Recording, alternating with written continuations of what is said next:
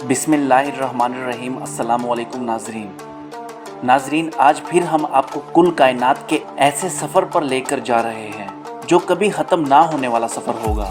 आगे जाकर सफ़र इतना दिलचस्प होगा कि वापसी का सवाल ही नहीं पैदा होता। हम आपको आज ज़मीन से 40 करोड़ किलोमीटर दूर लेकर जा रहे हैं, जहाँ हर रोज़ का आगाज़ क़यामत से होता है। जी हाँ, क़यामत से।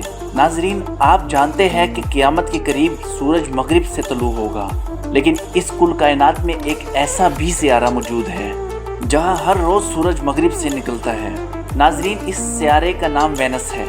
ये सियारा ज़मीन का हम शक्ल सियारा है, लेकिन ज़मीन तो इतनी खूबसूरत है जहां हर रोज़ जन्नत से कम नहीं होती। मगर इसके बरक्स वेनस की ज़मीन आग उगलती है और आसमान से हर वक्त तेज़ाब की बारिश होती है।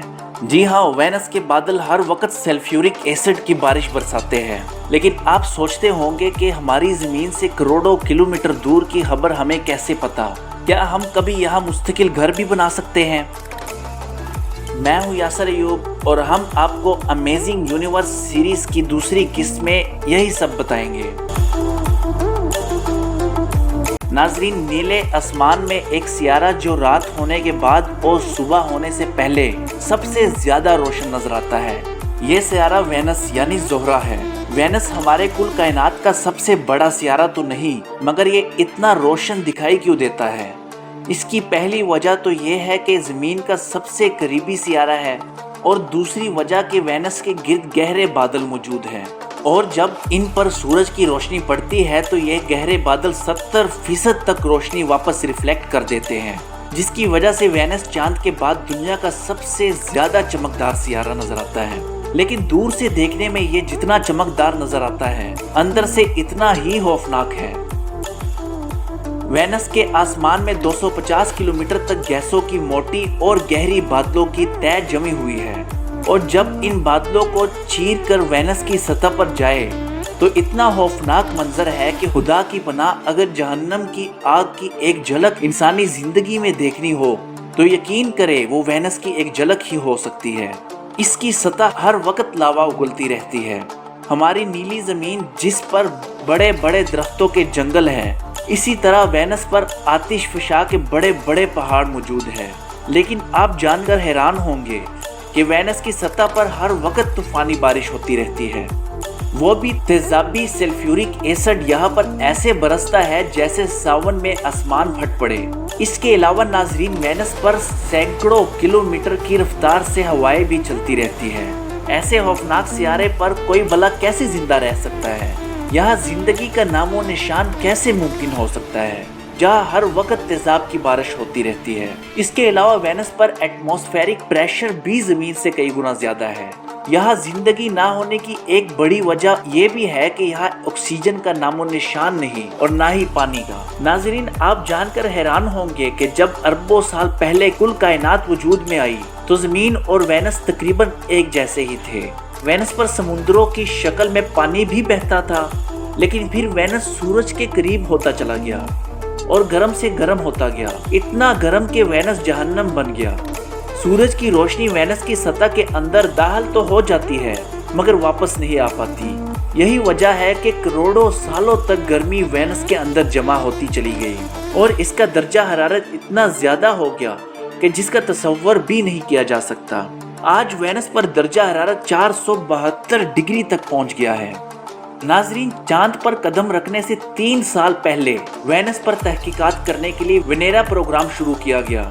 इस प्रोग्राम का तीसरा मिशन वेनेरा 3 वेनस की सतह पर उतरने में कामयाब हो गया और 1 मार्च 1966 को वेनस की सतह पर उतर गया, मगर सही अल्फाज में कहा जाए तो गिर गया। ये एक फेल लैंडिंग थी, यानी कि वो रोबोटिक जो मिशन पर भेजा गया वो वेनस की सतह पर गिर गया था। इस मिशन में कोई इंसानी जिस्म मौजूद नहीं था, मगर वेनेरा 3 जमीन पर कोई मालूमात नहीं भेज सका और इंसान की इस कामयाबी का मलबा आज भी वेनस पर मौजूद है। इसके अलावा जब सोवियत यूनियन ने वेनेरा 7 मिशन वेनस पर भेजा तो वेनस का एटमॉस्फेयर इसे फौरी तौर पर तबाह नहीं कर सका और ये मिशन वेनस की सतह पर 30 मिनट तक काम करता रहा और जमीन पर मालूमात भेजता रहा। इसके बाद वेनेरा 8 वेनस पर भेजा गया तो 53 मिनट तक काम करता रहा, लेकिन वेनस की सतह पर गिरकर तबाह होने से पहले ही वेनस के बारे में एक ऐसी तस्वीर दे गया जो स्पेस साइंस में अजीम कारनामा समझा जाता है। यह तस्वीर वेनस की सतह की पहली तस्वीर थी। इसके अलावा नासा का पायोनियर मिशन भी वेनस पर जा चुका है, जिसने हमें वेनस का नक्शा दिया। ये मिशन 1978 में वेनस पर भेजा गया। इस मिशन ने वेनस के गिर्द चक्कर लगाते हुए जमीन पर कई अहम मालूमात भेजी। ये मालूमात सिग्नल्स के जरिए भेजी जाती रही। पायोनियर 12 साल तक वेनस के गिर्द चक्कर लगाता रहा और मालूमात जमीन पर भेजता रहा। इस मिशन के बदौलत हमें मालूम हुआ कि वेनस की सतह पर माउंट एवरेस्ट से भी बड़े बड़े पहाड़ मौजूद हैं। 1992 में पायोनियर और वेनेरा 13 रिटायर हो गए और वेनस की सतह पर गिरकर हमेशा के लिए खामोश हो गए। नाजरीन, वेनस इस कुल कायनात का वाहिद सियारा है जहाँ सूरज मगरिब से तलू होता है।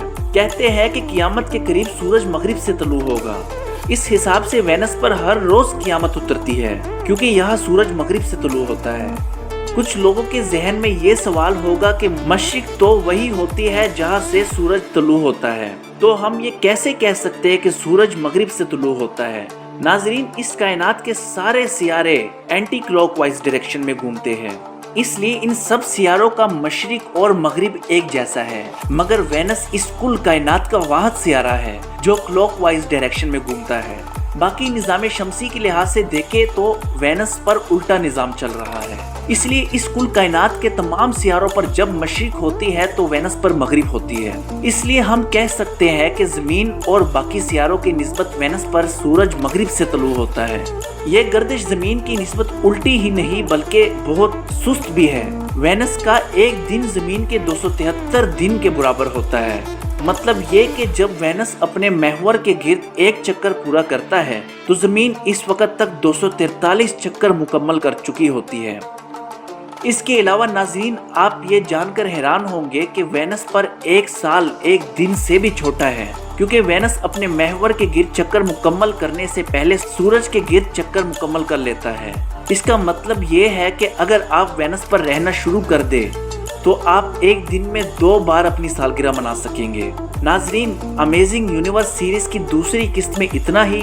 अगली किस्त में हम आपको सूरज के और करीब लेकर जाएंगे, यहाँ तक कि जमीन से 74 करोड़ किलोमीटर से भी ज्यादा दूर। ये सफर इतना दिलचस्प होगा, वापसी का सवाल ही नहीं पैदा होता। अगली किस्त में हम आपको मरकरी के सफर पर लेकर जाएंगे जो सूरज के सबसे करीब सियारा है, इतना करीब कि कोई भी चीज जलकर राख हो जाए, मगर फिर भी इस पर बर्फ के बड़े बड़े पहाड़ हैं। ये सब कैसे मुमकिन है, जानने के लिए अगली किस्त का इंतजार करें।